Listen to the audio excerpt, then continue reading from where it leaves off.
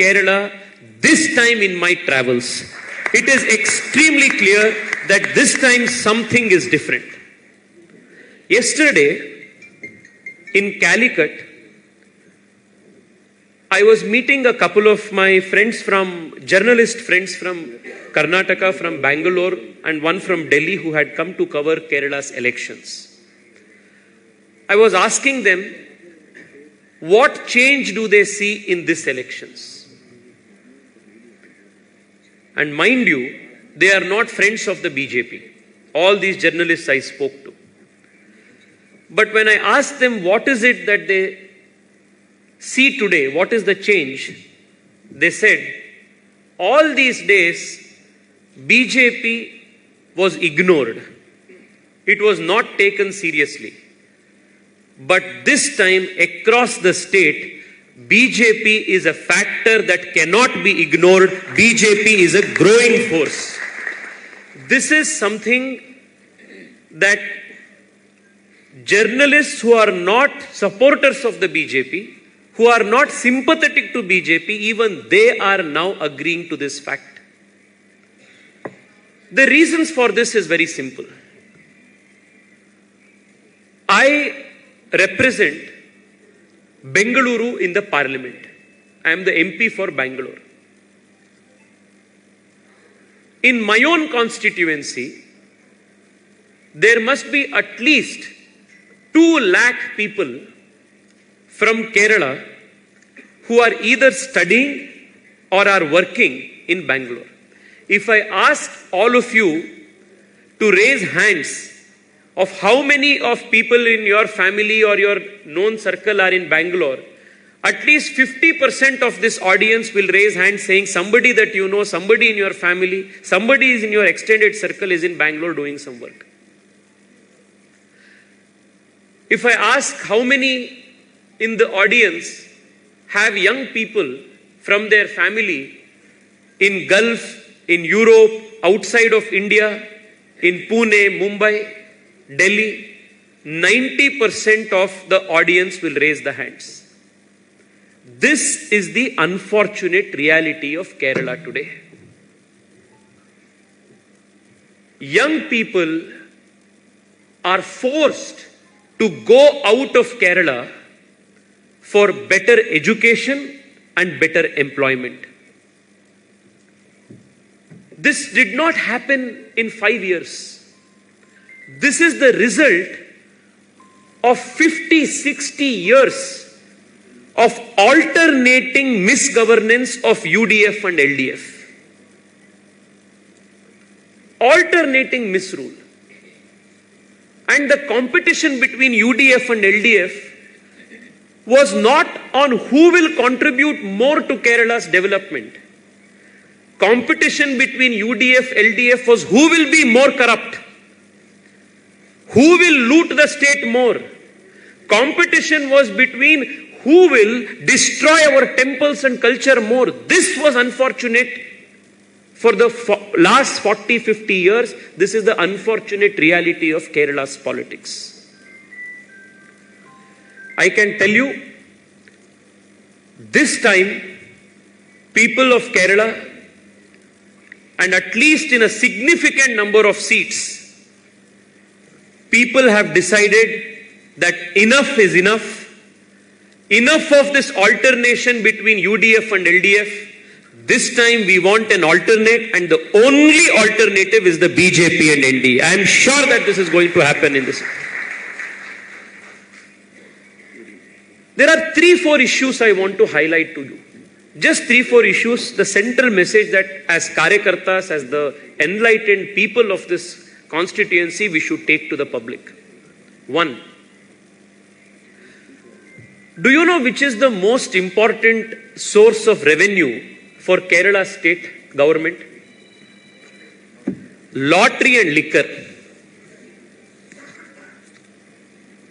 Imagine a state like Kerala, which has everything in terms of quality human resource.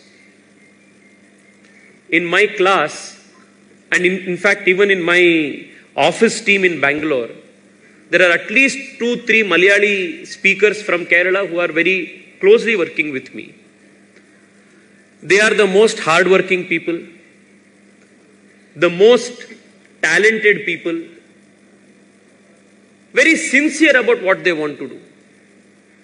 Despite this wealth of human resource, if Kerala's government is depending on lottery and liquor as the main source of the state's revenue, imagine the kind of misgovernance that they have delivered in the last 70 years.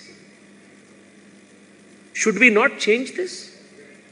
Whose responsibility is this? It is the responsibility of every single Bharatiya Janata Party Karyakarta to put an end to this kind of a debt-ridden finance of the state government and bring real development, real good governance, so that tomorrow Kerala is not dependent on liquor and lottery, but will be dependent on revenue that comes from modern industry, from manufacturing, new age technologies, new manufacturing jobs that are going to give thousands and thousands of young people in Kerala employment and jobs. That is the way forward for Kerala. That is the responsibility that as BJP Karyakartas we should bring to the state. Second, this question has always bothered me. If you ask a communist, the communist always draws inspiration from abroad. Either it is Marx or it is Mao. They have no local heroes. And if there's a young communist, he will draw inspiration from Che Guevara. For the communist, Narayana Guru, Swami Vivekananda, Adi Shankaracharya, they are not source of inspiration. Inspiration always comes from abroad. Mao, Che Guevara, Stalin, all of these people. All of these communist ideologues have always declared that they do not believe in God. They are declared atheists. They say that religion is the opium of the masses. This is the statement of the communists. I am always wondering, why does a communist government which does not believe in God, which considers religion to be opium of the masses, why should such a political party let government control our temples? If you do not believe in God, if you do not have faith in religion, stay away from our temples is the message that we should give them. That is the message that BJP and our Karyakartas must give them.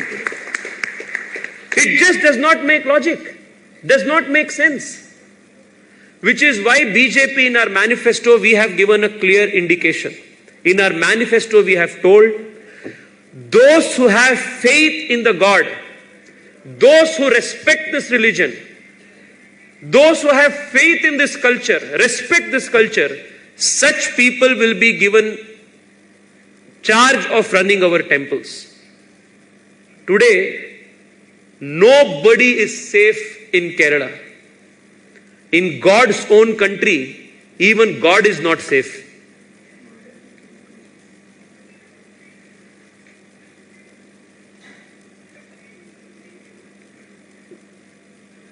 If you look at the kind of corruption scandals that have happened all over the country, you will find corruption that has happened in almost every aspect, in defense, telecommunications, land, real estate, police admission. In all of these aspects we have seen corruption. But even the most corrupt governments have not gone down to the level of stealing from temples and gods. This unique distinction, this unique achievement of stealing even temple gold, this achievement is only one government in the whole country, the LDF government in Kerala. That is the level of shamelessness to which they have dropped. This is not the case of just Sabarimala. This is the case of almost all major temples in Kerala.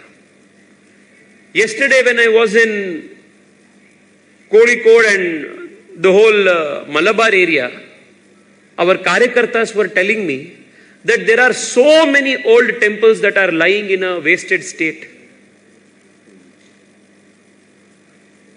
If we do not bring in change, if we do not bring in a government that will respect these temples, then how will this culture survive? Political power for the Bharatiya Janata Party is not just to make one person an MLA or another person a CM or a PM. Political power for the Bharatiya Janata Party is a means for cultural strengthening of Bharat. We have shown this when we have removed Article 370. We have shown this when we have built the Ram Mandir in Ayodhya. This is the commitment of the Bharatiya Janata Party for the cultural restoration of this country. Friends, the communists in Kerala are no different from the UDF. They are the two sides of the same corrupt coin. Both of them are the same. When it comes to three things, they all unite in the same manner. We have seen this together. The first thing that is common, where they both are united, is in their love for corruption. They want to outdo each other. If for 5 years they have done X% of corruption, UDF wants to compete and do 2X of the corruption. This is the first. Second, communalism. They keep constantly blaming the BJP that BJP is communal. But today, there is a competition between UDF and LDF in Kerala on who is the more surrendered party to the Islamic radical units in Kerala. Yesterday, in the 3 constituencies I visited, both UDF and LDF candidates are not selected by their own party, but the candidates are selected by Jamaat-e-Islami. This is the reality. There is only one political party in Kerala today which decides its own candidates. It is the Bharatiya Janata Party. Both LDF and UDF, their candidates are decided by Jamaat-e-Islami. This is the difference. We are the only party here standing against religious fundamentalism. And yet, we are accused of being communal on the wrong grounds. Every time elections are nearing, UDF and LDF raise bogies of fear, false narratives. They lie every day to people that BJP is going to bring in a law that is going to harm you. BJP is going to come to take your churches. BJP is going to come to do this. If you all remember, before 2014, all over the country, the Congress and communists created this whole hysteria that if Narendra Modi becomes Prime Minister, the minorities in India will be wiped out, minorities will be in trouble. But in the last 12 years, the per capita income of not just the Hindus in the country, but every single Indian, including the minorities, has increased 2 times because of Narendra Modi's inclusive government. This is the kind of politics the BJP does. Yet the LDF and UDF continuously lie about BJP. My request to all of you is, we need to go to people and tell them that this is the reality. That is the responsibility of all of us. The third thing on which they are all common is their hatred for the BJP. The first, corruption. Second is communalism. The third thing that both of them common is their hatred for BJP. We have seen in multiple elections, when voting is coming near and they know that BJP is going to win, in many seats, LDF and UDF do cross-voting. Because they know that their number one enemy is BJP. First they want to defeat BJP. Then they will fight amongst themselves for their share. We have to understand this political reality. In Manjeshwaram, we have lost with 89 seats. Once we lost with less than 500 seats. Nemom we have lost with small seats. There are at least 10-15 seats like this, which we have lost with very small votes. Last time I had come to campaign for E. Sridharanji in Palakkad. There also in the last minute they did cross voting and defeated him.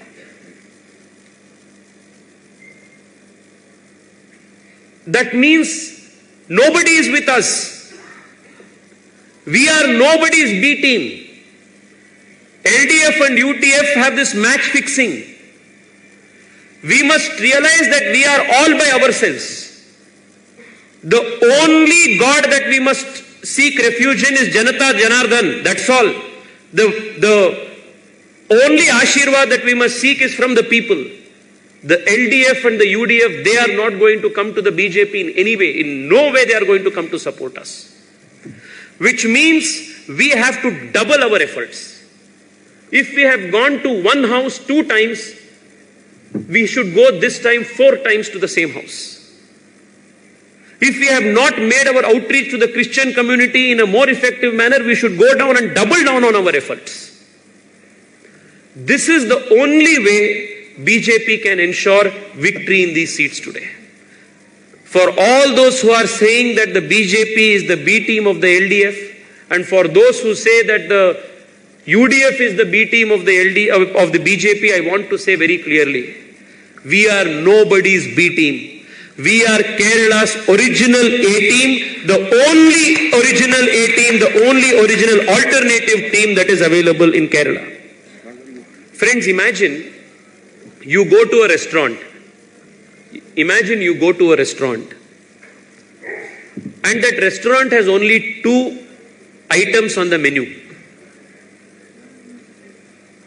And both these items are really bad, not tasty.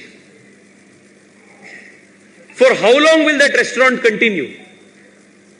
For almost 60-70 years, Kerala's political menu has always had only 2 items. And both these dishes, the LDF and UDF, they are past their time. They have become stale.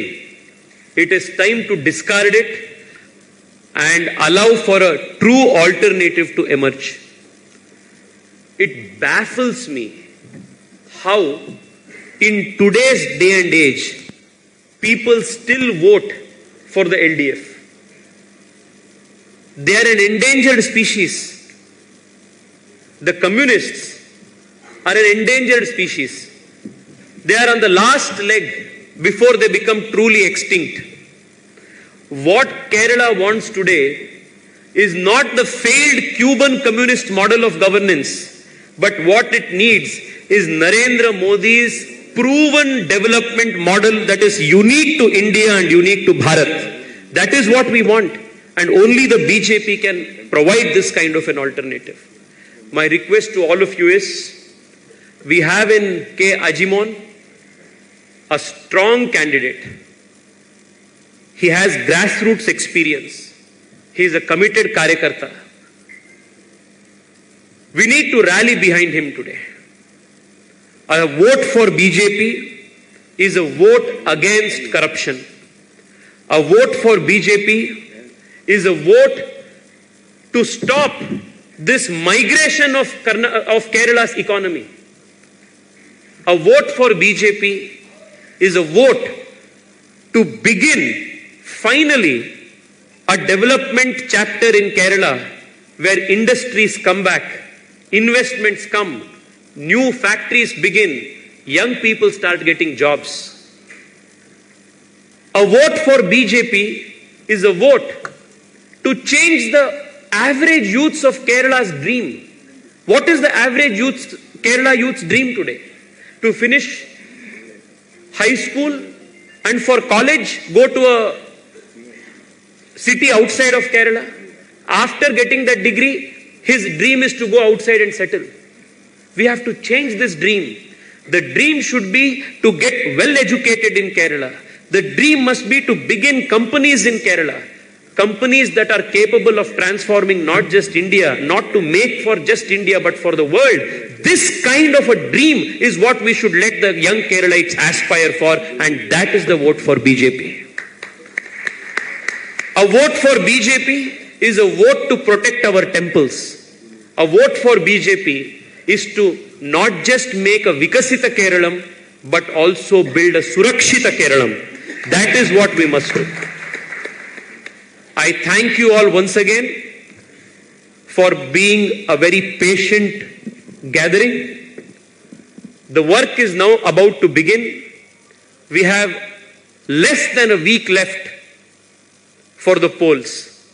Please remember that the UDF and LDF at the last minute will cross vote, will forget their differences because they want to defeat the BJP.